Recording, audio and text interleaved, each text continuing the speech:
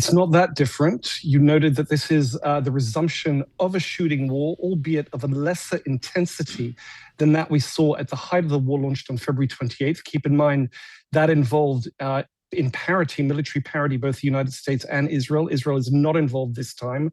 We're now talking about a 2-day-old resumption of back and forth attacks between Iran and the United States.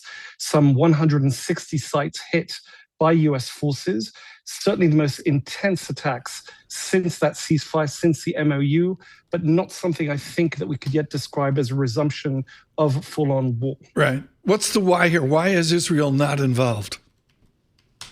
I think Israel's happy to keep out. It's got its hands full in Lebanon, and I think what we're having here is an unspoken agreement between the United States and Israel that they will divvy up those two fronts. The United States will deal with Iran. Keep in mind that while exchanging fire with Iran, the United States says it's still in principle open to continue negotiations. Israel was never involved in peace talks with Iran. Iran would never sit at the same table with Israel, so that wasn't a possibility.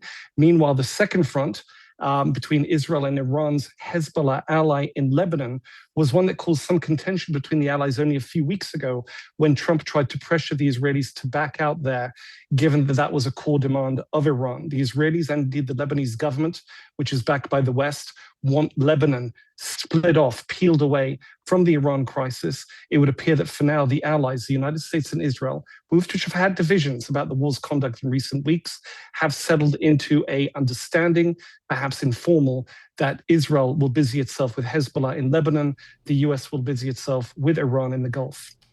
Dan, what's the feeling, what's the thinking maybe within Israel as to how this whole situation may play out? It just feels like the world's waiting for Donald Trump to just claim victory and end this thing. Where are we?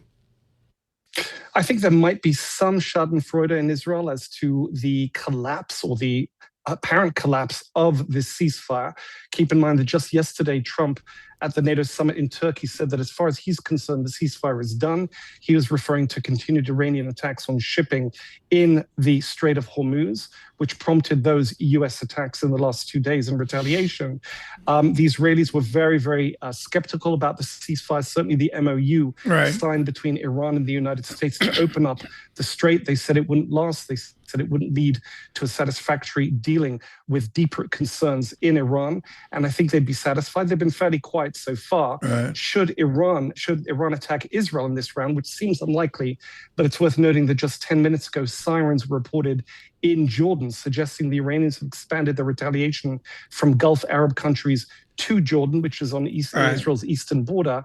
The war could be coming close to Israel. But Dan Williams, if I look at Vali Nasser's wonderful one volume on Iran, he speaks about forward defense, which is to support Hezbollah. In this new iteration of war, and with the confusion of President Trump yesterday over who's running Iran and such, is the view from Israel that the forward defense strategy of Iran of supporting Hezbollah is the same or changed? I think it's changed in that originally, as it was perceived, Hezbollah was meant to provide a defense for Iran, a sense of deterrence to deter foes like Israel from attacking Iran's nuclear program, given the threat of Hezbollah just over Israel's border, carrying out a devastating retaliation. What we've had here is a reversal whereby Iran is trying to defend Hezbollah. This seems to be a back foot defense of what remains of the Iranian axis.